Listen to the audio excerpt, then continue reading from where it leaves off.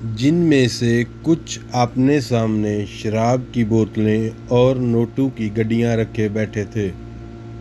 ان میں اکثریت سفید لٹھے کے کلف لگے کپڑوں میں ملبوس تھی۔ اس نے عید کے اجتماعات کے علاوہ آج پہلی بار کسی اور جگہ پر سفید لباس پہننے والوں کا اتنا بڑا اجتماع دیکھا تھا۔ خود وہ اپنے ساتھیوں کی طرح سیاہ جینز اور اسی رنگ کے آدھے بازوں والی ٹی شرٹ میں ملبوس تھا۔ ان کی عمر کے کچھ اور لڑکے بھی وہاں انہی کی طرح جینز اور ٹی شرٹ میں ملبوس تھے۔ تھوڑی دیر بعد ایک اور عورت اسی طرح کے چیختے چنگاڑتے رنگوں والے کپڑوں میں ملبوس وہاں آ کر ہال کے درمیان میں بیٹھ کر ایک غزل سنانے لگی تھی۔ اس کے ساتھ کچھ سازندے بھی تھے۔ 2 غزلیں سنانے اور اپنے اوپر اچھالے جانے والے کچھ نوٹ اٹھا کر وہ خاصی خوش اور مطمئن واپس چلی گئی، اور اس کے جانے کے فوراً بعد ہی فلم انڈسٹری کی وہ ایکٹریس ہال میں داخل ہوئی، اور ہال میں موجود ہر مرد کی نظر اس سے جیسے چپک کر رہ گئی۔ اس نے ہال میں باری باری چاروں طرف گھوم کر ہر ایک کو سر کے اشارے سے خوش آمدید کہا تھا۔ سازندوں کو اس بار کسی تکلیف کا سامنا نہیں کرنا پڑا تھا۔ کیسٹ پلیئر پر باری باری چند ہیجان انگیز گانے لگائے گئے تھے، جن پر اس عورت نے اپنا رقص پیش کرنا شروع کیا تھا، اور کچھ دیر پہلے کی خاموشی یکدم ختم ہو گئی تھی۔ چاروں طرف موجود مرد اس عورت کو داد و تحسین پیش کرنے کے ساتھ ساتھ شراب نوشی میں مصروف تھے۔ ان میں سے کچھ زیادہ جوش میں آ رہے تھے۔ وہ اٹھ کر اس ایکٹریس کے ساتھ ڈانس میں مصروف ہو جاتے۔ حال میں واحد شخص جو اپنی جگہ پر کسی حرکت کے بغیر بے تاثر چہرے کے ساتھ بیٹھا تھا وہ وہی لڑکا تھا، مگر اس کے باوجود یہ اندازہ لگانا مشکل نہیں تھا کہ وہ اس ایکٹریس کے رقص سے خاصا محفوظ ہو رہا ہے۔ تقریباً 2 گھنٹے کے بعد جب اس ایکٹریس نے اپنا رقص ختم کیا تو وہاں موجود آدھے سے زیادہ مرد انٹا غفیل ہو چکے تھے۔ واپس گھر جانا ان کے لیے زیادہ مسئلہ اس لیے نہیں تھا کیونکہ ان میں سے کوئی بھی گھر جانے کا ارادہ نہیں رکھتا تھا۔ وہ سب وہاں رات گزارنے آئے۔ ان چاروں نے بھی رات وہاں گزاری۔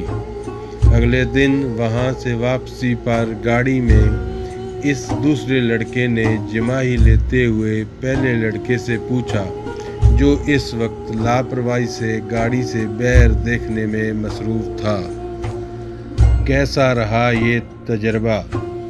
اچھا تھا، پہلے لڑکے نے کندھے اچکاتے ہوئے کہا۔ بس اچھا تھا اور کچھ نہیں؟ تم بھی بس؟ اس نے قدرے ناراضی کے عالم میں بات ادھوری چھوڑ دی۔ کبھی کبھار جانے کے لیے اچھی جگہ ہے، اس کے علاوہ اور کیا کہہ سکتا ہوں، مگر سم تھنگ اسپیشل والی کوئی بات نہیں۔ میری گرل فرینڈ اس لڑکی سے بہتر ہے، اس لڑکے نے 2 ٹوک انداز میں کہا۔ ڈائننگ ٹیبل پر ہاشم مبین کی پوری فیملی موجود تھی۔ کھانا کھاتے ہوئے وہ سب آپس میں خوش گپیوں میں بھی مصروف تھے۔ موضوع گفت اس وقت امامہ تھی، جو اس ویک اینڈ پر بھی اسلام آباد میں موجود تھی۔ بابا، آپ نے یہ بات نوٹ کی کہ امامہ دن بدن سنجیدہ سے سنجیدہ ہوتی جا رہی ہے؟ وسیم نے قدرے چھیڑنے والے انداز میں امامہ کی طرف دیکھتے ہوئے کہا۔ ہاں، یہ تو میں بھی پچھلے کئی ماہ سے نوٹ کر رہا ہوں۔ ہاشم مبین نے وسیم کی بات پر بیٹی کے چہرے کو غور سے دیکھا۔ امامہ نے چاولوں کا چمچہ منہ میں رکھتے ہوئے وسیم کو گھورا۔ کیوں امامہ، کوئی مسئلہ ہے؟ بابا یہ بڑی فضول باتیں کرتا ہے اور آپ بھی خواہ مخواہ اس کی باتوں میں آ رہے ہیں۔ میں اپنی اسٹڈیز کی وجہ سے مصروف اور سنجیدہ ہوں۔ اب ہر کوئی وسیم کی طرح نکما تو نہیں ہوتا۔ اس نے اپنے ساتھ بیٹھے وسیم کے کندھے پر کچھ ناراضی سے ہلکا سا ہاتھ مارتے ہوئے کہا، بابا آپ ذرا اندازہ کریں، میڈیکل کے شروع کے سالوں میں اس کا یہ حال ہے، تو جب یہ ڈاکٹر بن جائے گی تب اس کا کیا حال ہوگا؟ وسیم نے امامہ کی تنبیہ کی پرواہ نہ کرتے ہوئے اس کا مذاق اڑایا۔ سالوں گزر جایا کریں گے مس امامہ، ہاشم کو مسکراتے ہوئے کہا۔ ڈائننگ ٹیبل پر موجود لوگوں کے چہروں پر مسکراہٹ دوڑ گئی۔ ان دونوں کے درمیان یہ نوک جھونک ہمیشہ ہی رہتی تھی۔ بہت کم مواقع ایسے ہوتے تھے جب وہ دونوں اکٹھے ہوں اور ان کے درمیان آپس میں جھگڑا نہ ہو۔ مستقل بنیادوں پر ہوتے رہنے والے ان جھگڑوں کے باوجود امامہ کی سب سے زیادہ دوستی بھی وسیم کے ساتھ ہی تھی۔ اس کی وجہ شاید ان کے اوپر تلے کی پیدائش بھی تھی۔ اور آپ تصور کریں کہ اس بار امامہ نے اسے اپنی بات مکمل کرنے نہیں دی۔ اس نے اس کے کندھے پر پوری طاقت سے مکہ مارا۔ وسیم پر کچھ زیادہ اثر نہیں ہوا۔ ہمارے گھر میں ایک ڈاکٹر کے ہاتھ میں شفا کے سوا اور کیا کیا ہو سکتا ہے؟ آپ اس کا مظاہرہ دیکھ رہے ہیں۔ اس سے آپ یہ اندازہ بھی لگا سکتے ہیں کہ آج کل کے ڈاکٹرز اور وارڈ میں مریضوں کے ساتھ کیا سلوک کرتے ہوں گے۔ ملک میں بڑھتی ہوئی شرح مواد کی ایک وجہ۔ بابا اس کو منع کریں، امامہ نے بالآخر ہتھیار ڈالتے ہوئے ہاشم مبین سے کہا۔ وسیم، ہاشم مبین نے اپنی مسکراہٹ ضبط کرتے ہوئے وسیم کو جھڑکا۔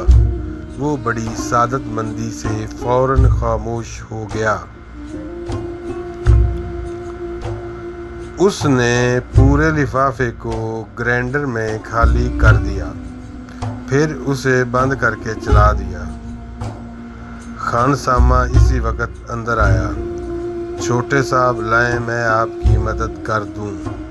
وہ اس کی طرف بڑھا مگر اس نے ہاتھ کے اشارے سے اسے روک دیا۔ نہیں، میں خود کر لیتا ہوں، تم مجھے دودھ کا ایک گلاس دے دو، اس نے گرائنڈر آف کرتے ہوئے کہا۔ خانسامہ ایک گلاس میں دودھ لے کر اس کے پاس چلا آیا۔ دودھ کے آدھے گلاس میں اس نے گرائنڈر میں موجود تمام پاؤڈر ڈال دیا اور ایک چمچہ سے اچھی طرح ہلانے لگا، پھر ایک ہی سانس میں دودھ پی گیا۔ کھانے میں آج کیا پکایا ہے تم نے؟ اس نے خانسامہ سے پوچھا۔ خانسامہ نے کچھ ڈشز گنوانی شروع کر دیں۔ اس کے چہرے پر کچھ ناگواری ابھری۔ میں کھانا نہیں کھاؤں گا، سونے جا رہا ہوں، مجھے ڈسٹرب مت کرنا، اس نے سختی سے کہا اور کچن سے نکل گیا۔ پیروں میں پہنی ہوئی باٹا کی چپل کو وہ فرش پر تقریباً گھسیٹ رہا تھا۔ اس کی شیو بڑی ہوئی تھی اور آنکھیں سرخ۔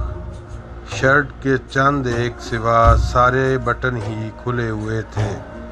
اپنے کمرے میں جا کر اس نے دروازے کو لاک کر لیا اور وہاں موجود جہازی سائز کے میوزک سسٹم کی طرف گیا اور کمرے میں بولٹن کا بلند آواز میں بجنے لگا۔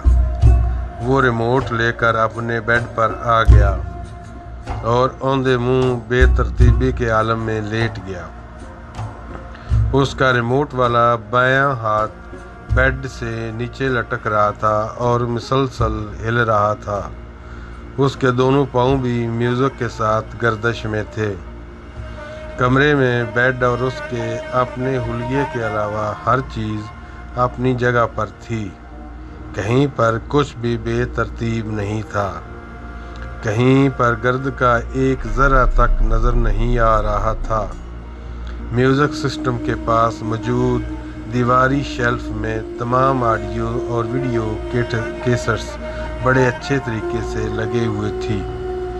एक दूसरी दीवार में मौजूद रैक्स पर किताबों की एक बड़ी तादाद मौजूद थी। कोने में पड़ी हुई कंप्यूटर टेबल से अयां था कि उसे इस्तेमाल करने वाला बहुत बड़ा ऑर्गेनाइज़र है। कमरे की मुख्तलिफ दीवारों पर हॉलीवुड की एक्ट्रेस और वहाँ के बैंड के पोस्टर लगे हुए थे। बाथरूम के दरवाजे और कमरे की खिड़कियों के शीशे को प्ले बॉय मैगज़ीन से काटी गई कुछ मॉडल्स की न्यू तस्वीरों से सजाया गया था।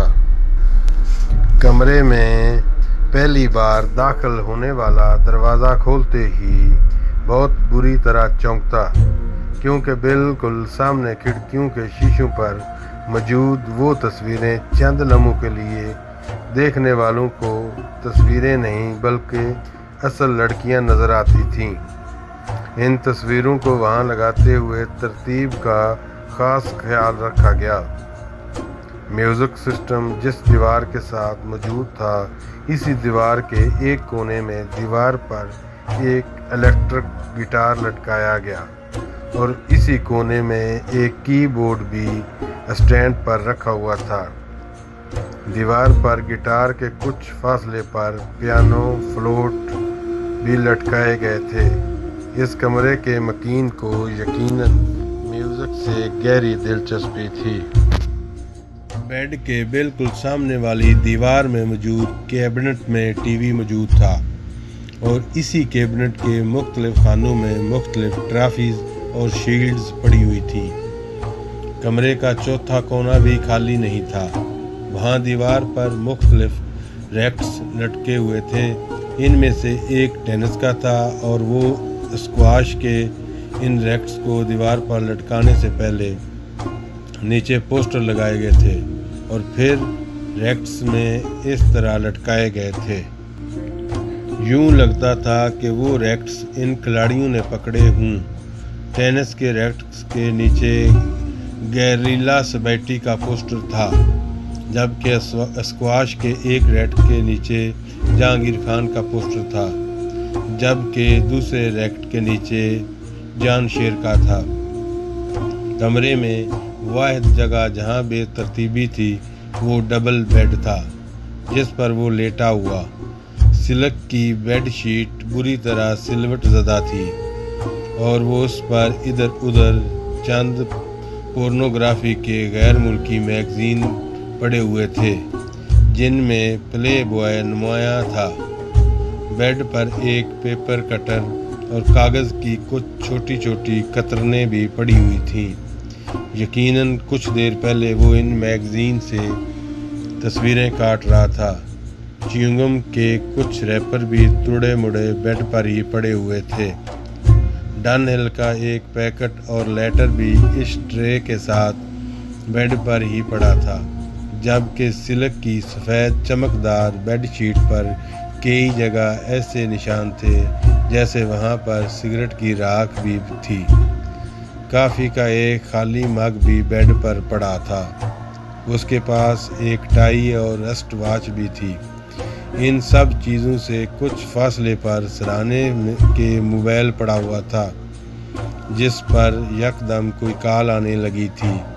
बेड पर औंधे मुंह लेटा हुआ वो नौजवान अब शायद नींद के आलम में था, क्योंकि मोबाइल की बीप पर उसने सर उठाए बगैर अपना दायां हाथ बेड पर इधर उधर फेरते हुए जैसे मोबाइल तलाश करने की कोशिश की, मगर मोबाइल उसकी रसाई से बहुत दूर था। इस पर मुसलसल कॉल आ रही थी। कुछ देर इसी तरह इधर उधर हाथ फेरने के बाद उसका हाथ साख्त हो गया। शायद अब वो वाकई सो चुका था, क्योंकि उसके थिरकते हुए पैर रुक चुके थे। موبائل پر اب بھی کال آ رہی تھی۔ بیڈ سے باہر نکلنے کے ساتھ بائیں ہاتھ پکڑا ہوا ریموٹ ایک دم اس کی گرفت سے نکل کر نیچے کارپٹ پر گر پڑا اور وہ گہری نیند میں چلا گیا۔ یکدم دروازے پر کسی نے دستک دی، پھر دستک کی آواز بڑھتی ہی گئی۔ موبائل کی کال ختم ہو چکی تھی، لیکن وہ اپنے بیڈ پر اوندھے منہ بے حس و حرکت پڑا ہوا تھا۔